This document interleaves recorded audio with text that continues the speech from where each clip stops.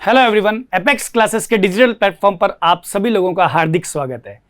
Video के इस भाग में मैं पाचन तंत्र को समाप्त करने जा रहा हूं और पाचन तंत्र के अंतिम टॉपिक को पढ़ाने जा रहा हूं। अंतिम टॉपिक में जो टॉपिक आ रहे हैं वो है विटामिन, कुछ लोकल हार्मोन तथा कुछ रोग, जिसके बारे में हम लोग बात करेंगे। समझ रहे हैं ना मेरी बात को? तो वीडियो के पिछले भाग में मैंने आपको पूर्ण रूप से भोजन का स्वांगीकरण तथा भोजन का बहिक्षेपण पढ़ा दिया था। यहां पे मैं डिस्कस करने जा रहा हूं विटामिन्स के बारे में, और विटामिन्स को समझाने के लिए मैंने एक सारणी बनाई है जो मैं अभी आपके सामने पेश करूंगा। आपको विटामिन्स के नाम याद होने चाहिए, विटामिन्स की कमी से होने वाले रोग के बारे में पता होना चाहिए, जिसके ऊपर काफी बार सवाल पूछा जाता है छोटे पैमाने पे।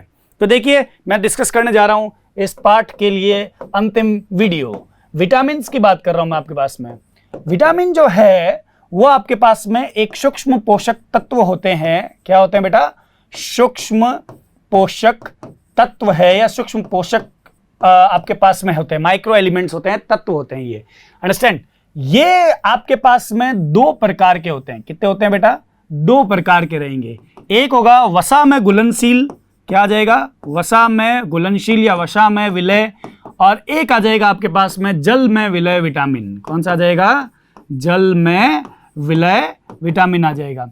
वसा में विलय जो विटामिन है उसमें मुख्य रूप से आपके पास में चार रहते हैं, ए, डी, ई और के, और इसमें बी कॉम्प्लेक्स के बहुत सारे विटामिन रहते हैं। इनके बारे में अभी अपन सारणीबद्ध तरीके से बात करेंगे। इसमें काफी सारे आ जाएंगे, B6 आ जाएगा, B7 आ जाएगा, सी आ जाएगा विटामिन, B12 आ जाएगा। ऐसे बहुत सारे विटामिन इसके अंदर आएंगे जिसके बारे में हम बात करेंगे। टोटल मिलाकर के हम लोग 13 विटामिन के बारे में बात करने जा रहे हैं, और एक एक को हम लोग क्या करना है, सारणीबद्ध तरीके से आपको इसके बारे में समझाने जा रहा हूं। तो आपको इधर देखना होगा, विटामिन के बारे में डिस्कस कर रहा हूं मैं। छोटा सवाल इसके ऊपर पूछा जाता है। सबसे पहले ऊपर लिखा है प्रमुख विटामिन। यहां पे लिखा है हमने क्या? प्रमुख विटामिन, उनके स्रोत, उनके कार्य और उनके न्यूनता से होने वाले रोग। सबसे पहले डिस्कस क्या कर रहा हूं मैं आपके पास, मेरे विटामिन का संकेत व नाम इधर लिखा है। इसमें प्रमुख खाद्य स्रोत, यहां पे कार्य और यहां पे न्यूनता तथा रोग। यहां पे हम लोग सबसे पहले डिस्कस कर रहे हैं वसा में घुलनशील या वसा में विलय विटामिन के बारे में बात करें। क्या हुआ भैया, बाल ठीक नहीं लग रहा है क्या? इसको ऐसे कर लें क्या? ठीक है अब तो है। तो देखिए यहां पे क्या आ रहा है, विटामिन जो वसा में विलय है उन विटामिन के बारे में बताने जा रहा हूं आपको। बहुत ही ध्यान से सुनना है, और कुल मिला के इसके रोग को आपको याद रखना बहुत जरूरी है, जिसके ऊपर छोटा सवाल राजस्थान बोर्ड में और नीट में भी पूछा जाता है। सबसे पहले बात कर रहा हूं मैं यहाँ पे विटामिन ए के बारे में। किसके बारे में? Vitamin A. विटामिन ए का जो नाम होता है उसका नाम है रेटिनॉल। कौन सा है? रेटिनॉल नाम है इसका। इसको कहां से प्राप्त कर सकते हैं? हरी सब्जियां, गाजर, टमाटर, यकृत, पित्तक, दूध, इन सब से क्या होता है? ये मिलता है। पित्तक जो एग में होता है, अंडे में होता है, उसमें मिलेगा आपको। उसके बाद मैं बता दूं ये क्या कार्य करता है। ये कार्य करता है दृष्टि वर्णक का निर्माण करना। अब ये साला दृष्टि वर्णक क्या होता है, यहां पे सबसे इंपॉर्टेंट बात है कि दृष्टि वर्णक क्या चीज है। तो आपको समझाने के लिए यहां पे मैं एक स्लाइड लेता हूं और उसके ऊपर बताता हूं। जब आप मानव के नेत्र के बारे में पढ़ेंगे, जो मैं पढ़ाऊंगा अभी आपको संवेदी तंत्र के अंदर, मानव नेत्र में क्या होता है कि दो प्रकार की कोशिकाएं पाई जाती है, एक शंकु कोशिका और एक शलाका कोशिका। ठीक है, एक लिख देता हूं मैं यहाँ पे, कौन सी? शलाका कोशिका, और एक होती है शंकु कोशिका। अंग्रेजी भाषा में शलाका को रोड्स कहते हैं और इसको क्या कहते हैं? कोन्स कहते हैं। जो शलाका है यानी रोड्स है, इसमें एक वर्णक पाया जाता है और ये वर्णक का नाम होता है रोडोप्सिन। क्या होता है? रोडोप्सिन। इसमें भी एक वर्णक पाया जाता है जिसका नाम होता है आयोडोप्सिन। क्या होता है बेटा यहाँ पे? आप इसका नाम आयोडोप्सिन होता है। अब एक बात समझाता हूं आपको।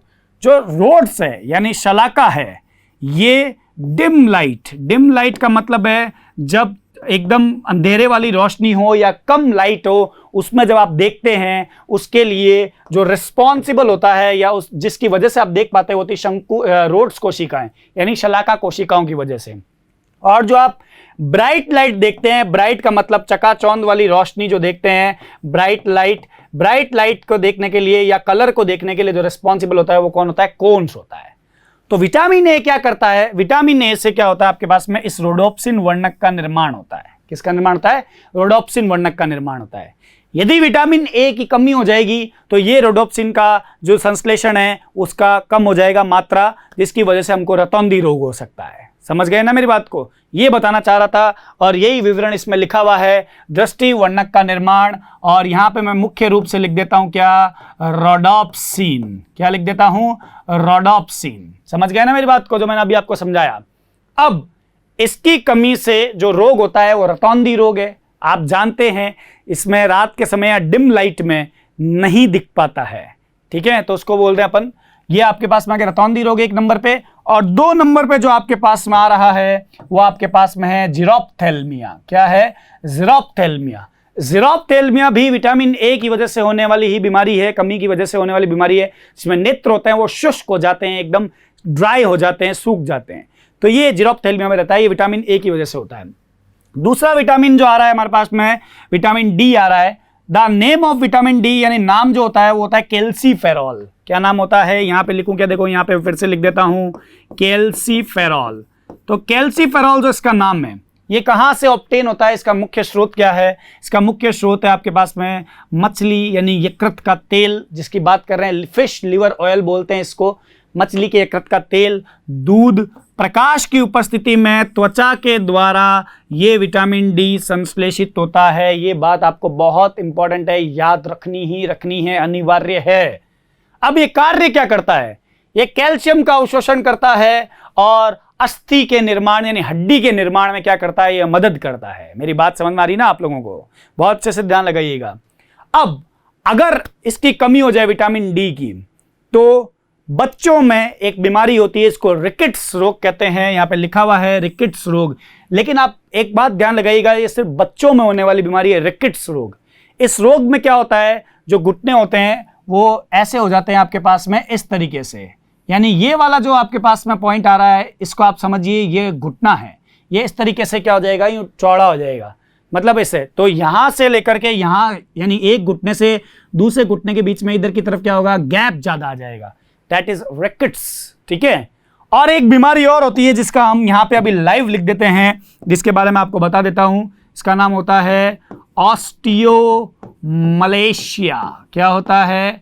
ऑस्टियोमलेशिया। अरे मलेशिया, वो मलेशिया देश नहीं है रे, यहां पे देखना रे, मलेशिया देश नहीं है।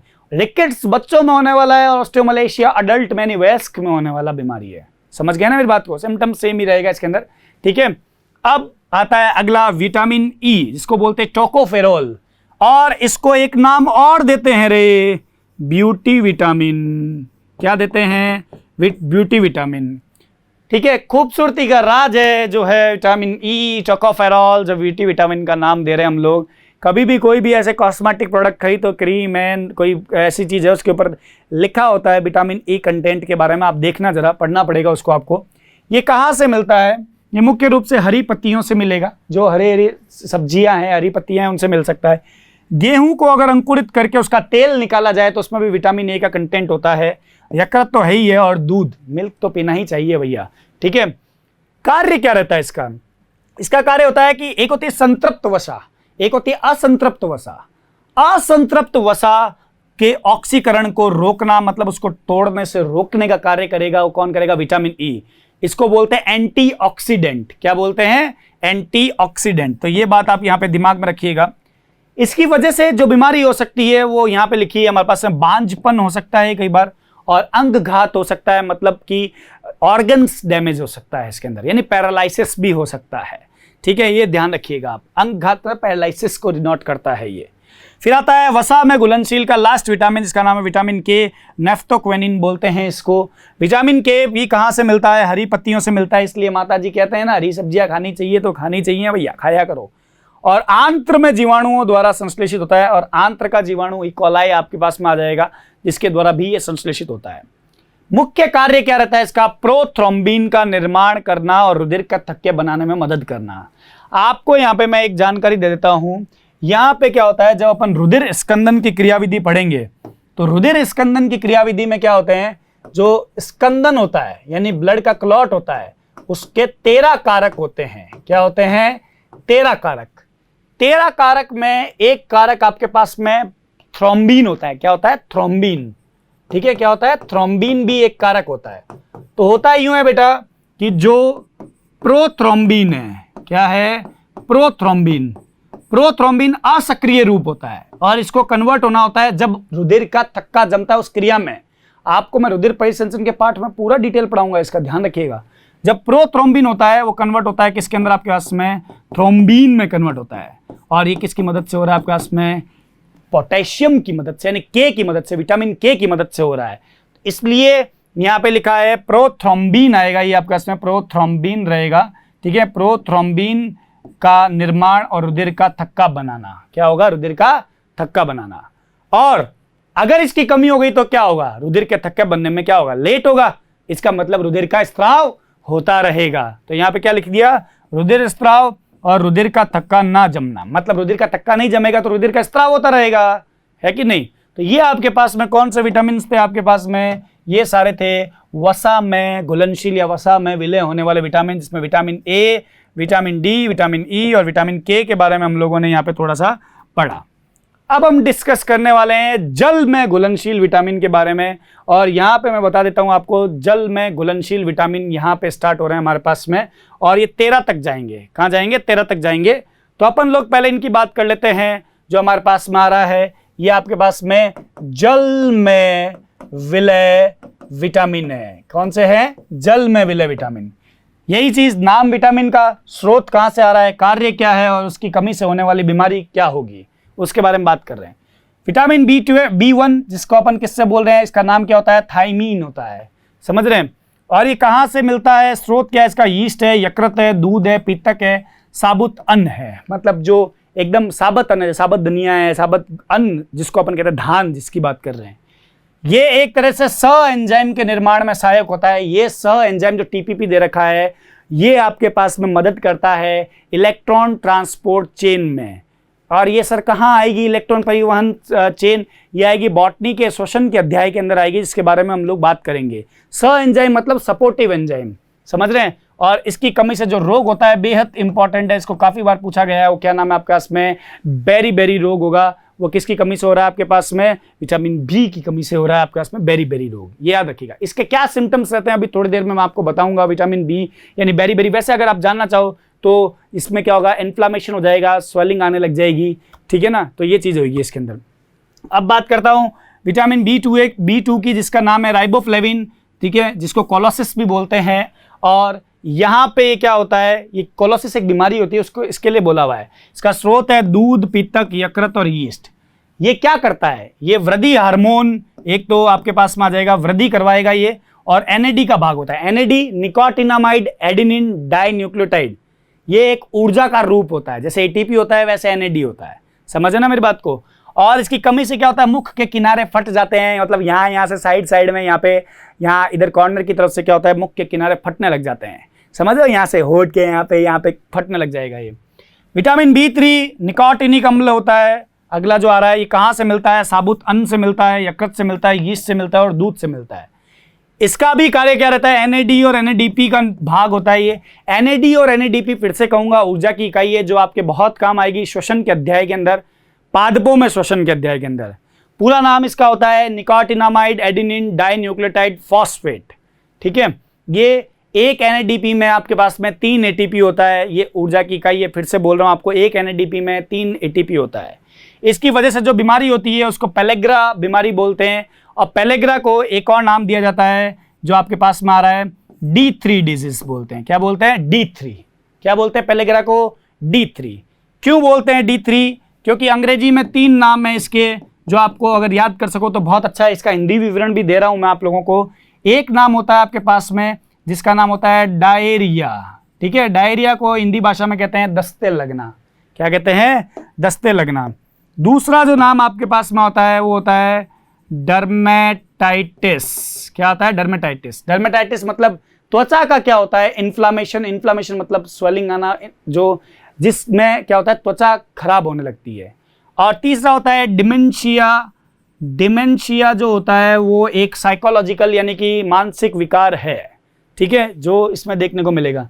तो पेलेग्रा को 3D डिसऑर्डर या D3 डिसऑर्डर भी कहते हैं। इसका एक नाम और बोलते हैं 3D डिसऑर्डर भी कह सकते हो आप इसको, समझ रहे हो ना मेरी बात को, याद रखिएगा।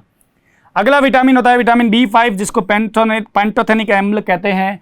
पेंटोथेनिक अम्ल कहाँ से प्राप्त होता है? अधिकांश खाद्य पदार्थ से और यीस्ट से प्राप्त होता है। ये भी सह एंजाइम, को एंजाइम ए जो लिखा हुआ है, ये आपके पास में श्वसन में बहुत काम आता है, समझ रहे हो? को एंजाइम ए, को एंजाइम ए यानी सह एंजाइम ए। को एंजाइम ए अंग्रेजी नाम हो गया, इसका हिंदी नाम हो जाएगा सह एंजाइम ए, और ये भी श्वसन में क्या होता है? बहुत काम आता है। इससे बर्निंग फीट सिंड्रोम होता है। बर्निंग मतलब जलना, फीट मतलब पैर, और सिंड्रोम मतलब विकार। इसका मतलब ये हो गया कि पैरों में या पैरों के जो तलुए होते हैं उनमें क्या होता है? जलन सी महसूस होने लग जाती है, बहुत जलन सी, ऐसा लगता है जलने लग जाता है पूरा, इस तरह की चीज होती है। तो ये मैंने आपको बताया। अब इसके आगे की तरफ और कौन सा आ रहे हैं जल में विलय? और आ रहा है विटामिन B6, ठीक है, इसका नाम क्या है? पाइरिडॉक्सिन। क्या आ जाएगा आपके पास में? पाइरिडॉक्सिन आ जाएगा। पाइरिडॉक्सिन जो है वो कहाँ से मिल रहा है? दूध, सब्जियां, यकृत और साबुत अन्न से मिल रहा है। ये सब याद रखने पड़ेंगे बेटा आप लोगों को। मेन जो चीज है, मैं आपको फिर से दोहरा रहा हूं, बीमारी याद रखो, कौन से विटामिन की कमी से कौन सी बीमारी होती है। ये किस में मदद करता है? कार्य होता है वसा अम्ल, अमीनो अम्ल के उपापचय में कार्य करेगा। मतलब जो अमीनो अम्ल की मेटाबॉलिज्म है और वसा की मेटाबॉलिज्म है, उसमें कार्य करेगा, उनको तोड़ने का, उनको जोड़ने का, वो सब कार्य यही करने में मदद करेगा। इसकी कमी से भी डर्माटाइटिस होता है, यानी चर्म रोग। अभी थोड़ी देर पहले बताया था, पेलेग्रा में डर्माटाइटिस। डर्माटाइटिस में भी चर्म रोग यानी स्किन की बीमारी हो जाएगी, समझो। त्वचा के ऊपर स्वेलिंग आने लग जाएगी, त्वचा के ऊपर चकत्ते बनने लग जाएंगे। फिर विटामिन B12 आता है, बहुत ही इंपॉर्टेंट है, साइनोकोबालेमिन बोलते हैं इसको। साइनोकोबालेमिन कहाँ से निकलता है? क्या स्रोत रहता है? इसका स्रोत रहता है दूध, यकृत और आंत्र के जीवाणुओं द्वारा उत्पादित होता है। आंत्र के जीवाणु यानी मानव के आंत में मिलने वाले जीवाणु द्वारा उत्पादित होता है। इसका मुख्य कार्य रहता है आरबीसी के परिपक्वन में कार्य करेगा, आरबीसी को मैच्योर करने में काम करेगा। और अगर ये कम होगा तो आरबीसी का परिपक्वन नहीं होगा, तो अगर आरबीसी का परिपक्वन नहीं होगा तो साला हीमोग्लोबिन का भी परिपक्वन नहीं होगा, क्योंकि आरबीसी के अंदर हीमोग्लोबिन प्रेजेंट है। इसकी वजह से जो बीमारी होगी, इसको हिंदी भाषा में रक्ताल्पता और अंग्रेजी भाषा में एनीमिया कहते हैं, समझ रहे हैं ना। और इसकी वजह से जो बीमारी होती है उसको पर्नीशियस एनीमिया कहते हैं। आप यही वीडियो देखते रहिए, इसमें आपको बताऊंगा पर्नीशियस एनीमिया के बारे में थोड़ी ही देर में, ठीक है। एनीमिया मतलब तो आप समझ लीजिएगा, ब्लड में आपके पास में जो आरबीसी है उसमें हीमोग्लोबिन का काउंट क्या होना है? कम होना है। अब ये पर्नीशियस क्यों दिया हुआ है वो मैं आपको भी समझा दूंगा थोड़ी देर में, ठीक है। फिर विटामिन H और B7 जिसको बायोटिन कहते हैं, ठीक है ना। और यहाँ पे आप याद रखना, बालों का झड़ना भी इसके अंदर मेन होता है, ठीक है। का झड़ना लिखा हुआ है, इसके आगे आ जाएगा बालों का झड़ना, ठीक है। जो बाल झड़ते हैं वो कारण होता है इस विटामिन की कमी। दूध, यकृत, पीतक और यीस्ट से ये विटामिन मिलता है और वसीय अम्ल के उपापचय में काम करता है। इसके अंदर स्पेक्टिकल नेत्र हो जाते हैं, मतलब तिरछे से क्या होते हैं? नेत्र हो जाएंगे, ठीक है, तिरछे नेत्र हो जाएंगे। और बालों का झड़ना इसके अंदर आपके पास में आएगा, यहाँ पे बालों का झड़ना भी रहेगा इसके अंदर। फिर आता है विटामिन B2 यानी जटिल फॉलिक अम्ल जिसको अपन कहते हैं, ठीक है ना, फॉलिक एसिड के बारे में। और ये अधिकांश खाद्य पदार्थ में और यीस्ट के द्वारा मिलता है। स एंजाइम का भाग होता है। बर्निंग फीट सिंड्रोम इससे होता है। ये सब बातें अभी मैं बता चुका हूँ आप लोगों को, बर्निंग फीट सिंड्रोम, ठीक है, जिसके बारे में बात भी किया था। बेटा विटामिन C लास्ट है आपके पास में, स्कॉर्बिक एसिड बोलते हैं इसको, बहुत ही इंपॉर्टेंट है, इसके ऊपर सवाल भी आया हुआ है विटामिन C के ऊपर। नींबू खस के फल यानी कि जितने भी सिट्रस फ्रूट होते हैं, मौसमी है, नींबू है, ऐसे ऑरेंज है, तो ये पीने चाहिए। ये ज़्यादा काम के होते हैं, जिससे क्या होता है? घाव भी जल्दी बढ़ता है और इम्यूनिटी यानी कि प्रतिरक्षा भी मेंटेन रहती है, ठीक है। यहाँ पे क्या आ गया आपके पास में? टमाटर और आंवला से भी ये विटामिन मिलता है। कोलेजन संश्लेषण मतलब कोलेजन के प्रोटीन का संश्लेषण का कार्य करता है। और एंटीऑक्सीडेंट होता है, मतलब असंतृप्त वसा को तोड़ने से रोकता है ना। इसकी कमी से बहुत बार पूछा हुआ है, स्कर्वी रोग होता है। कौन सा होता है? स्कर्वी रोग। इसमें क्या होता है? मसूड़ों में से खून आने लग जाता है, समझ रहे हैं। स्कर्वी के बारे में भी अभी अपन डिस्कस और करेंगे। तो ये आपको मैंने विटामिन्स के बारे में पूर्ण रूप से बता दिया है यहाँ पे। अब इस चैप्टर में हमारे पास में इस वीडियो में एक टॉपिक और डिस्कस करना है, इसका नाम है लोकल हार्मोन के बारे में। आरबीएससी बुक ने इसको लोकल हार्मोन को नहीं दिया है, लेकिन ये बहुत इंपॉर्टेंट है, इसको बिखेर के दिया है और आपको याद करना भी बहुत जरूरी है, क्योंकि इसके ऊपर कंपटीशन में भी क्वेश्चन आता है। अब मैं आपको कुछ लोकल हार्मोन से मतलब मेरे पास में ये होता है, एक होता है लोकल आदमी, एक होता है बाहर का आदमी। लोकल और बाहर के आदमी में क्या फर्क है? लोकल मतलब जो जहां है वहीं का ही है, और बाहर वाला मतलब बाहर से आकर के इधर एक्ट कर रहा है।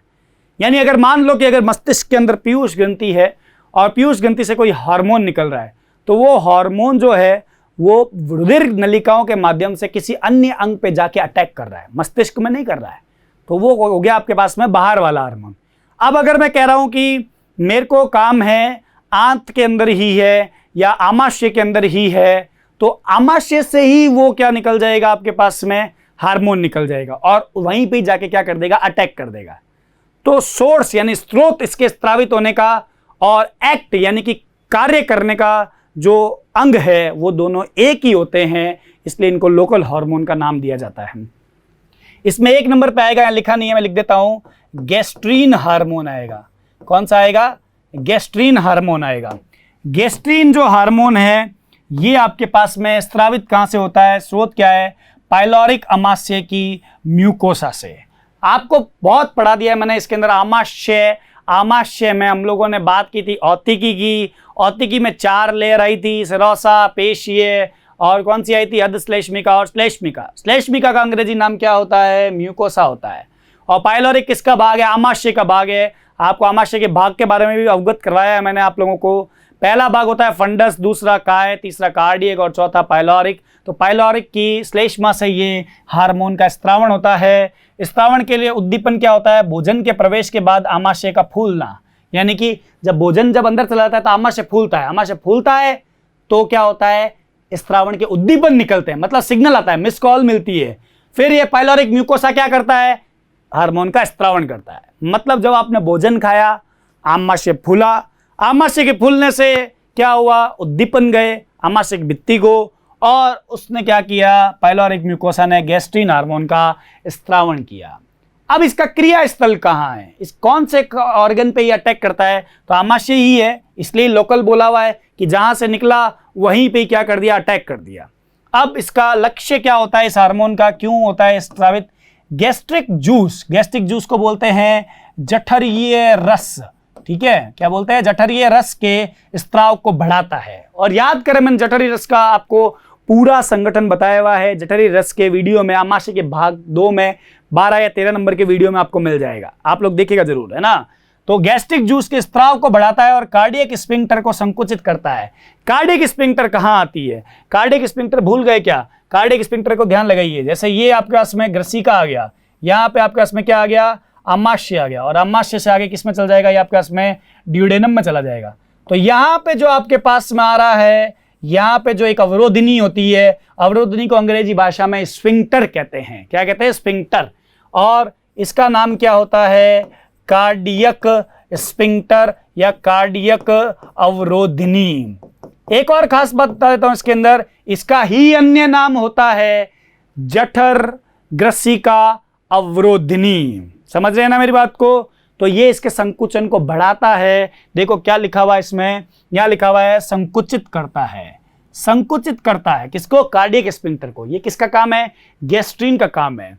जैसे ही कार्डियक स्फिंक्टर संकुचित होगा तो उसको पता लग जाएगा कि आगे आमाशय में खाना भेजना भी है या नहीं भेजना है, ठीक है ना, रोक देगा वो खाना भेजने से। दूसरा हार्मोन होता है एंटेरोगेस्ट्रोन हार्मोन।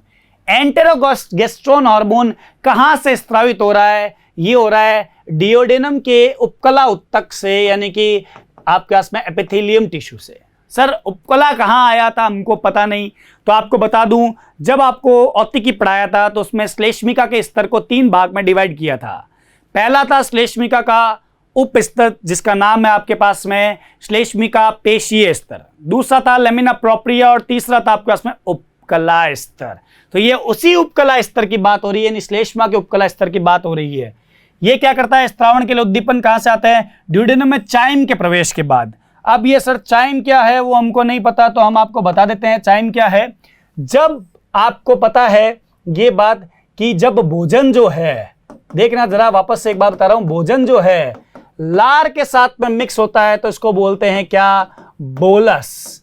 अब ये बोलस जो आपके पास में आ रहा है, ये बोलस अगर मेरे पास में जठरीय रस के साथ में, जब जठरीय रस के साथ में मिक्स हो जाएगा तो इसको बोलेंगे चाइम। क्या बोलेंगे, चाइम बोलेंगे। क्या लिखा है यहां पे आपके पास में, जब ये चाइम ये कहां पे होता है, जठरीय रस के साथ में मिक्स, जठरीय रस के साथ में मिक्स हुआ मतलब ये चीज कहां हो रही है, आमाशय में हो रही है। तो आमाशय से ये चाइम कहाँ जाएगा? छोटी आंत में ही तो जाएगा ना। कहाँ जाएगा?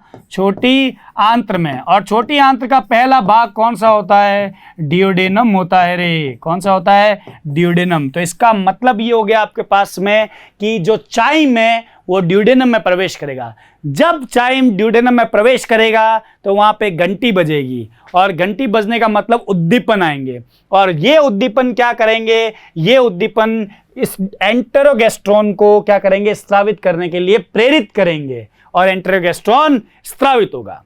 अब इसका क्रिया स्थल क्या है? कहां से आ रहा है ये अटैक करता है आमाशय पे ही। कहां पे अटैक करता है? आमाशय में। एक्चुअली करता क्या है ये आमाशय के संकुचन को कम कर देता है। जैसे संकुचन कम हो जाएगा तो जठरे रस का स्त्रावण धीमा पड़ जाएगा। ठीक है, तो यानी कि देखो, जब आमाशय की भित्ति संकुचित होगी तो जठरे रस का स्त्रावण ज्यादा होगा। जब वो संकुचन कम हो जाएगा तो जठरे रस का स्त्रावण कम हो जाएगा, यानी गैस्ट्रिक जूस का स्त्रावण कम हो जाएगा। तो ये जब आमाशय में संकुचन को कम करता है तो इसके खाली होने में देर लगती है। जिससे क्या होता है? इसको खाली होने में देर लगती है, अर्थात गैस्ट्रिक जूस के स्त्रावण को रोकता है। गैस्ट्रिक जूस के स्त्रावण को रोकने का कार्य किसका है? एंटेरोगेस्ट्रॉन का है। गैस्ट्रिक जूस मतलब जठरीय रस। ठीक है। तीसरा हार्मोन है, इसका नाम है आपके पास में सिक्रिटीन हार्मोन। क्या नाम है? सिक्रिटीन हार्मोन। सिक्रिटीन हार्मोन भी ड्यूडेनम के एपिथेलियम से ही निकल रहा है। जो ऊपर था वही नीचे की तरफ है, इसको वापस बताने की आवश्यकता नहीं है। होता क्या है? सेम चीज है। जब ड्यूडेनम में चाइम प्रवेश करेगा तो ये उद्दीपन जाएंगे, और उद्दीपन से सिक्रिटीन स्रावित होगा।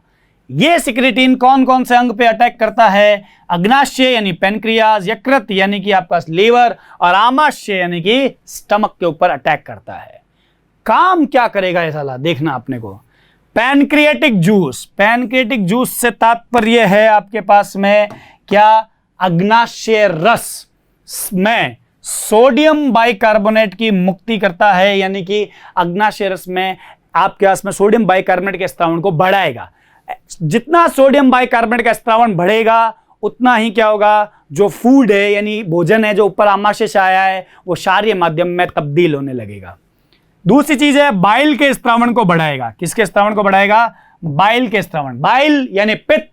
पित्त कहां से आ रहा है? पित्त आ रहा है यकृत से। तो पहला अटैक तो इसने कहां पे कर दिया? अग्नाशय पे। दूसरा अटैक कहां कर रहा है? यकृत पे, यानी कि बाइल के स्त्रावण को बढ़ाएगा यकृत से।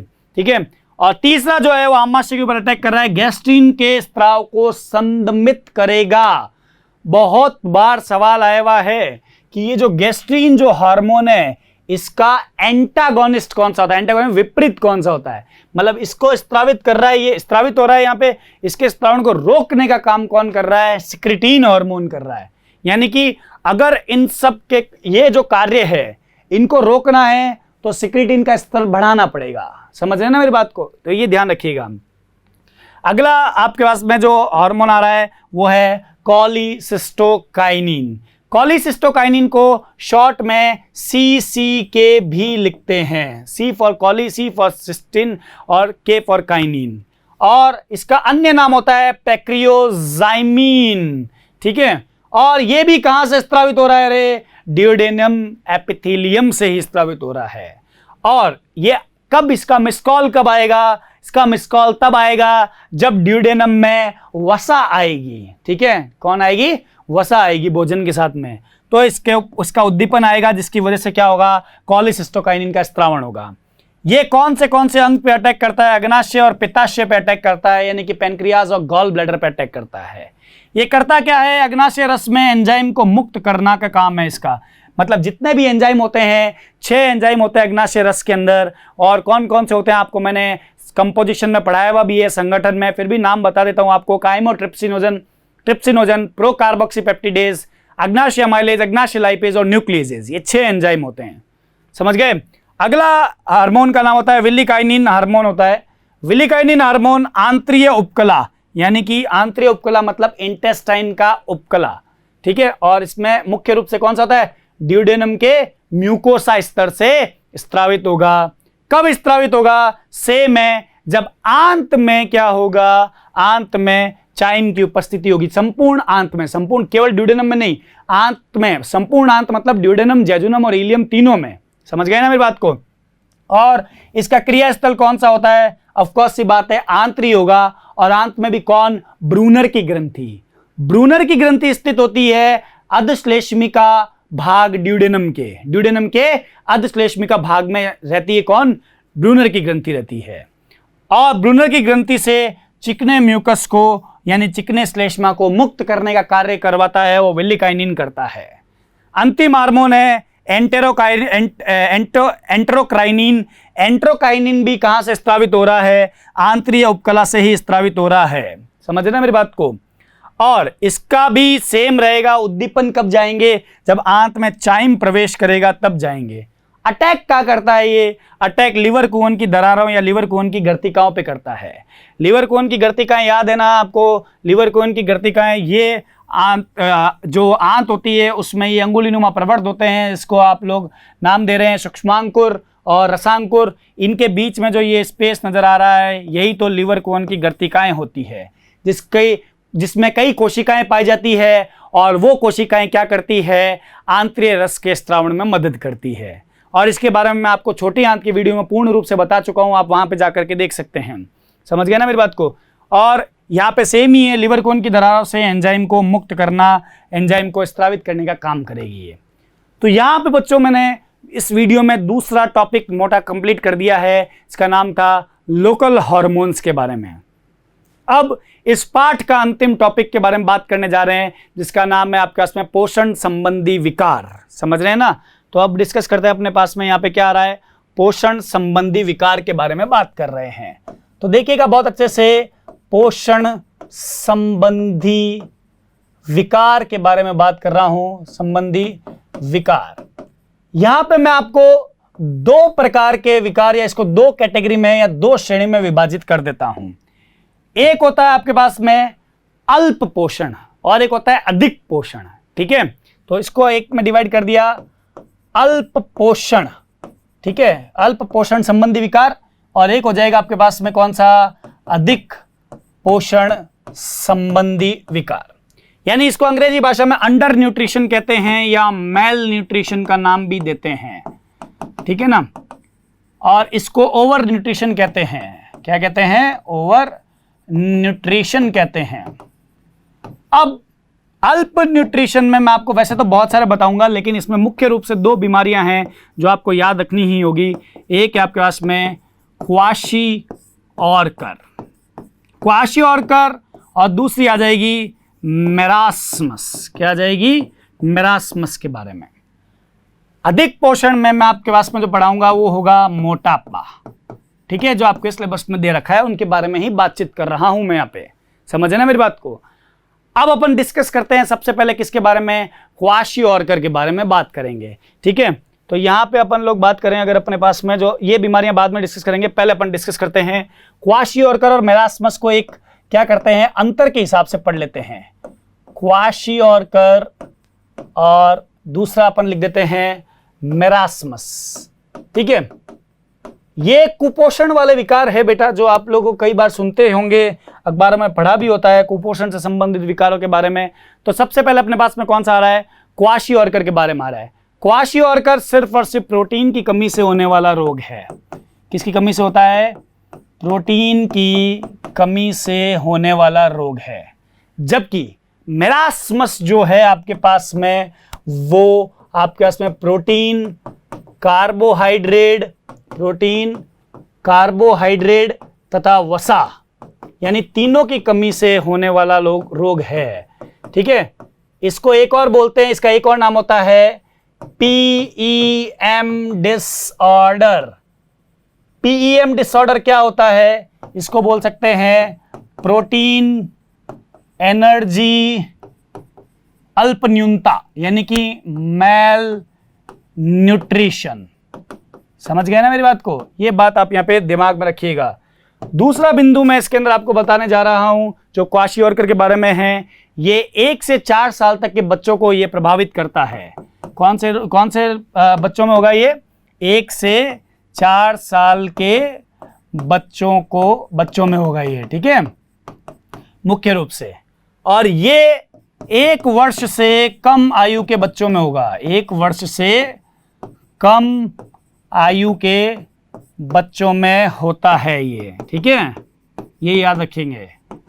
ये दूसरा आ गया इसके अंदर आपके पास में। अब इसके सिम्टम्स क्या रहते हैं, लक्षण क्या रहते हैं, ठीक है। तो 3 नंबर पे अपन बात कर लेते हैं इसके अंदर कौन सा, सिम्टम्स की बात कर लेते हैं। क्या देखने को मिलेगा, सिम्टम्स।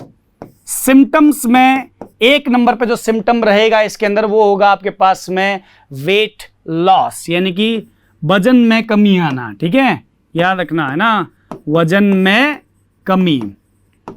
दूसरा वृद्धि का रुकना, जितनी वृद्धि होनी चाहिए उतनी वृद्धि नहीं हो रही है, वृद्धि का रुकना। और तीसरी चीज आ जाएगी इसके अंदर IQ का जो लेवल होता है, यानी दिमागी का जो लेवल है वो लो होना, तो लो IQ इसमें लिख सकते हो। ये इसके क्या आ जाएंगे आपके पास में, सिम्टम्स आ जाएंगे। सिम्टम्स इसके भी लगभग सेम ही रहेंगे, लेकिन साइन से आप पहचान पाओगे कि क्या चीज होगी। सिम्टम्स यही रहेगा, इसमें भी आपके पास में वजन में कमी और वृद्धि का रुकना, ठीक है। ये 2 सिम्टम इसमें मुख्य रूप से रहेंगे, वृद्धि का रुकना। समझ गए मेरी बात को। तो ये आपके पास में मैंने आपको क्या बताया है, सिम्टम्स बताए हैं। अब मैं इसके अंदर आपको बताने जा रहा हूं वो है साइन के बारे में। साइन मतलब आप किस चीज को बॉडी में देख करके बता पाओगे कि इसको ये वाली बीमारी है, ठीक है।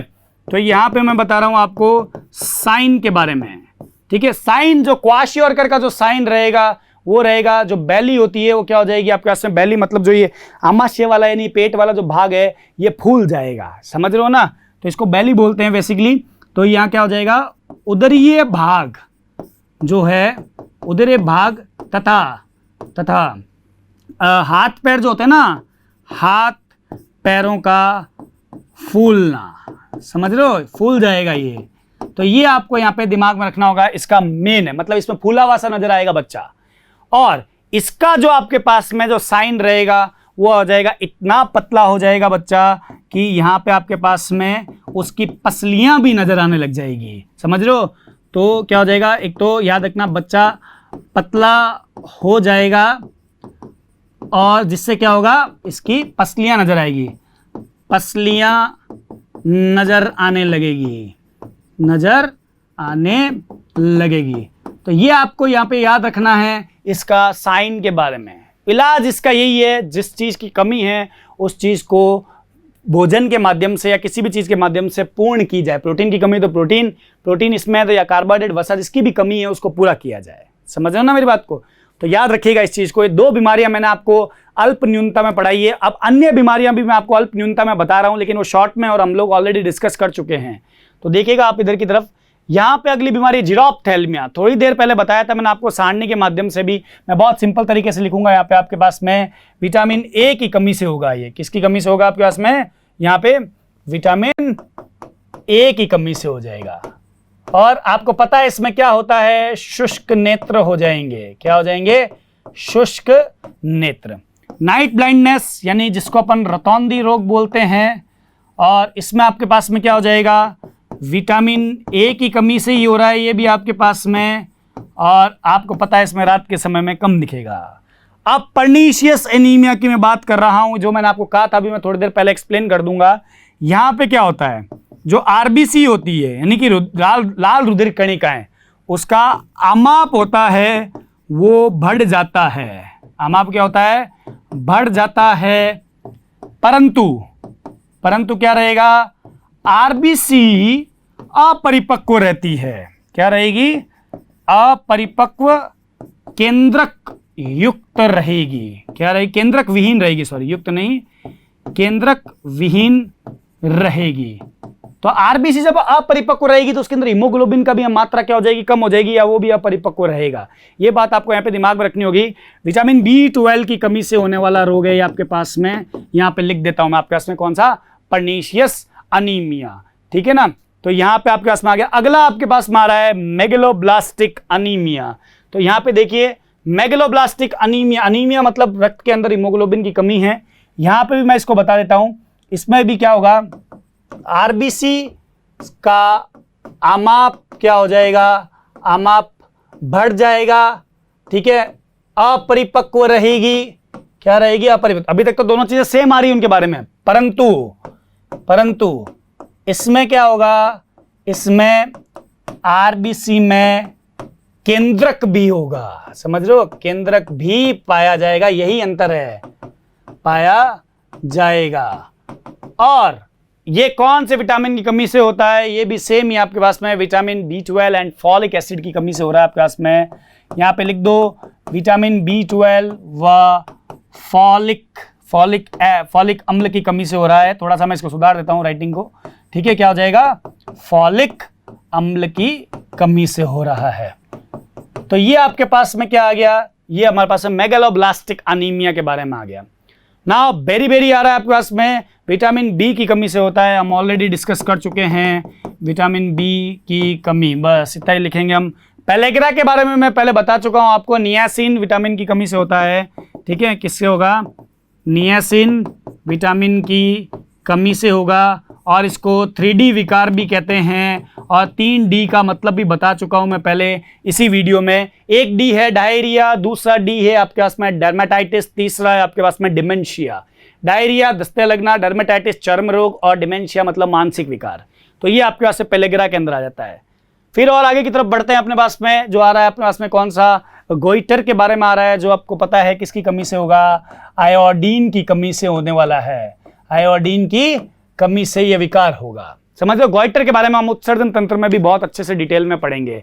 अगला आपके पास में आ रहा है कौन सा, स्कर्वी, जो विटामिन सी की कमी से होगा आपके पास में। क्या हो जाएगा, विटामिन सी की कमी से होगा। और आपको पता है यहाँ पे ब्लीडिंग गम्स होते हैं, यानी कि मसूड़ों से क्या आता है, रक्त का स्त्राव होता है, रक्त का स्त्राव होगा। और साथ ही साथ में घाव भरने में भी टाइम लगेगा, घाव भरने में समय लगता है। ये बात आपको यहाँ पे दिमाग में रखनी होगी।